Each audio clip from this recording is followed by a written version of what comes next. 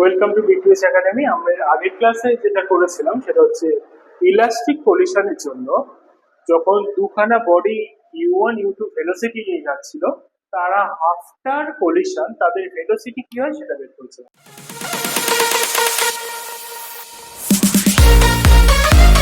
এবার আমরা কি করব, এখানে ইন কেস অফ ইনইলাস্টিক কলিশনে আমরা মেইনলি যেটা বের করবো সেটা হচ্ছে what is the final velocity of the body and what is the loss of kinetic energy. ঠিক আছে, তাহলে ইনইলাস্টিক কলিশন আমরা ধরে নিই একটা m1 মাস u1 ভেলোসিটি নিয়ে যাচ্ছিল, m2 mass they R at রেস্টে দাঁড়িয়েছিল। ওকে, তারপর কি হলো, তারপর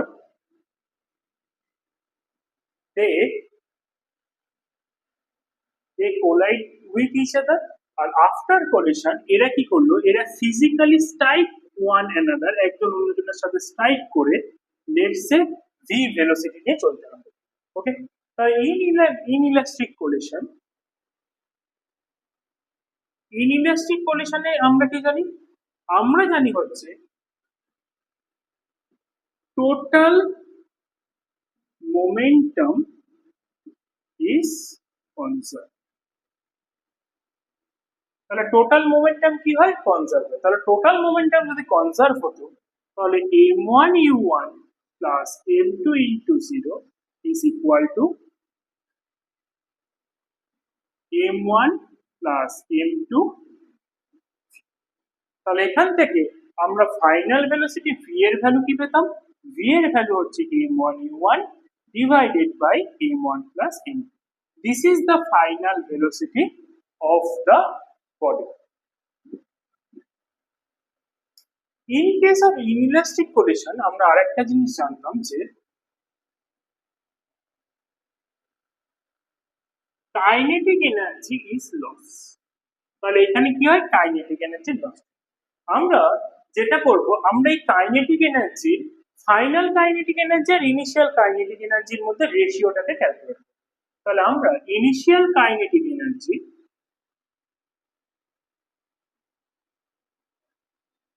k1 এর ভ্যালু কি হবে, half m1 u1 square plus half m2 into 0 square. This gives us half m1 u1 square. R final kinetic energy k2 এর ভ্যালু কি হবে, এর ভ্যালু হবে হচ্ছে half m1 plus m2 into v square। কেন, কারণ এখানে হচ্ছে আমাদের দুখানা body strike with each other, তাহলে এদের টোটাল মাস হবে m1 প্লাস m। এবার আমরা যেটা বের করতে চাইছি সেটা হচ্ছে the k1 by k2, the ratio of initial kinetic energy and final kinetic। তাহলে k1 এর ভ্যালু কি, হাফ m1 u1 স্কয়ার, আর k2 এর ভ্যালু কি, half m1 plus m2 into, তাহলে হাফ হাফ ক্যান্সেল করি। এবার আমরা কি করব, এই we put the value of v in this equation. তাহলে এটা কি আসবে, m1 u1 square m1 plus m2 into m1 u1 divided by m1 plus m2 এর হোল স্কয়ার। ওকে, তাহলে দিস ইজ ইকুয়াল টু কি হবে, m1 u1 square m1 plus m2 m1 square u1 square divided by m1 plus m2 এর whole square. এটা cancel করলাম, তাহলে আমরা কি পাবো, m1 u1 square into m1 plus m2 which gives us m1 square u1 square।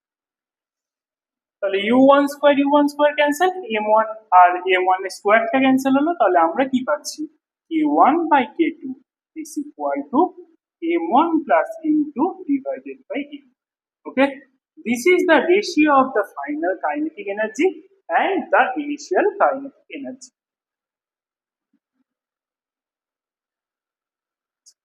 এরপর হলো, এগুলো আমরা যে এতক্ষণ ধরে যে কোলিশন গুলো করছিলাম সেগুলো হলো one dimension. what happened in case of two-dimension collision? For two-dimension elastic collision. তাহলে টু ডাইমেনশন ইলাস্টিক কলিশনের ক্ষেত্রে কি হবে? আমরা ধরে নিলাম কোনো একটা m1 মাস u1 ভেলোসিটি নিয়ে যাচ্ছিল, কোনো একটা m2 mass A let's say u2 velocity নিয়ে এদিকে যাচ্ছিল, ঠিক আছে? আর আমরা ধরে নিতে পারি যে এখানে m2 মাসটা রেস্ট ছিল, তাহলে যদি u2 ভ্যালুটা ছিল। আফটার কলিশন কি হয়েছে? আফটার কলিশন m1 মাসটা এই ডিরেকশনে v1 ভেলোসিটি নিয়ে গেছে, আর m2 মাসটা এই ডিরেকশনে v2 ভেলোসিটি নিয়ে গেছে। where this angle is some θ1, this angle is some θ2, ওকে? তাহলে আমাদের এই ডিরেকশনে মোমেন্টাম কত? এই ডিরেকশনে মোমেন্টাম হচ্ছে p1 is equal to m1 v1। তাহলে এই মোমেন্টামের আমরা যদি along the motion of m1, initial motion of m1, তাহলে এখানে আমরা এর কম্পোনেন্ট কি পাবো? m1 v1 cos θ1, ওকে? আর এই যে m2 v2 যাচ্ছিল, তাহলে এইদিকে মোমেন্টামটা কি? p2 is equal to m2 v2। তাহলে এদিকে আমরা এর কি কম্পোনেন্ট পাবো? এর কম্পোনেন্ট পাবো m2 v2 cos θ2, ওকে? আর m1 v1 এর এই ডিরেকশনে কি কম্পোনেন্ট থাকবে? থাকবে হলো m1 v1 sin θ1, আর এই ডিরেকশনে m2 v2 যে কম্পোনেন্ট থাকবে m2 v2 sin। তাহলে এটার আমাদের ইকুয়েশন অফ মোশন কি হবে? ফার্স্টে হচ্ছে আমাদের যে মোমেন্টামটা ছিল, মোমেন্টামটা কি অ্যালং দিস ডিরেকশন, তাহলে দিস ডিরেকশনের ফাইনাল মোমেন্টাম কি হয়েছে? m1 v1 cos θ1 plus m2 v2 cos θ2। এর ভ্যালুটা ইকুয়াল টু কি হবে? The initial momentum m1 v1। Is it ওকে?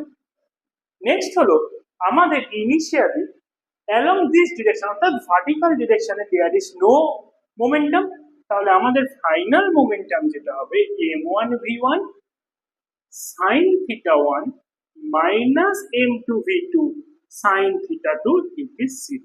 তাহলে কি হবে? m1 v1 sin θ1 is equal to m2 v2 sin। আর ইন কেস অফ আমরা ইলাস্টিক কলিশন আমরা কি জানি? কাইনেটিক এনার্জি কনজার্ভ হয়। তাহলে এখানে আরেকটা কি হবে? ফ্রম কাইনেটিক এনার্জি কনজারভেশন আমরা পাবো হচ্ছে half m1 u1 square equal to half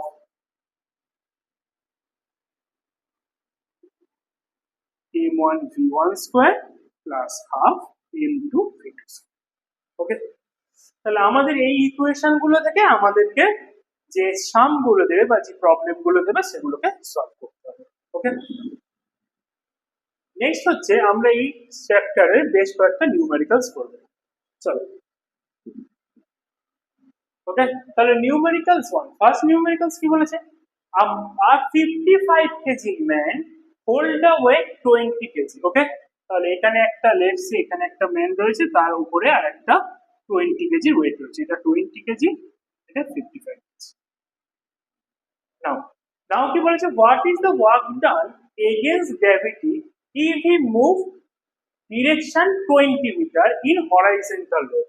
তাহলে এই ডিরেকশনে যদি 20 মিটার যায় তাহলে গ্র্যাভিটির এগেইনস্টে ওয়ার্ক ডান কত? তাহলে আমাদের এই যে পুরো বডিটা থেকে গ্র্যাভিটেশনাল ফোর্স কত হয়? mg। তাহলে এখানে কত হবে? 55 প্লাস 20 ইন্টু জি। আমরা জি এর ভ্যালু যদি 10 ধরি, 75 into 10 which gives us 750 Newton.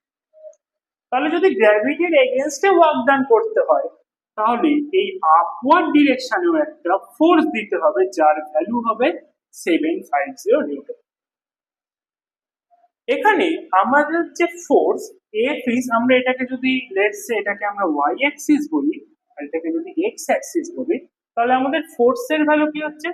Force is 75 in j cap and the s is, এটা যদি আমাদের x অ্যাক্সিস হয় তাহলে s এর ভ্যালু হবে 20 i cap, 75 newton j cap, 20 metre i cap। তাহলে আমরা কি জানি? আমরা জানি work done is equal to f dot s। তাহলে আমরা কি পাচ্ছি? 75 i cap dot 20 j cap, this gives us 75 into I dot j gives us 0, that's mean 0। ওকে, তাহলে আমাদের এখানে ওয়ার্ক ডান কি হবে? In first case work done is 0 joule. In next কেসে কি বলেছে? নেক্সট কেসে বলেছে যে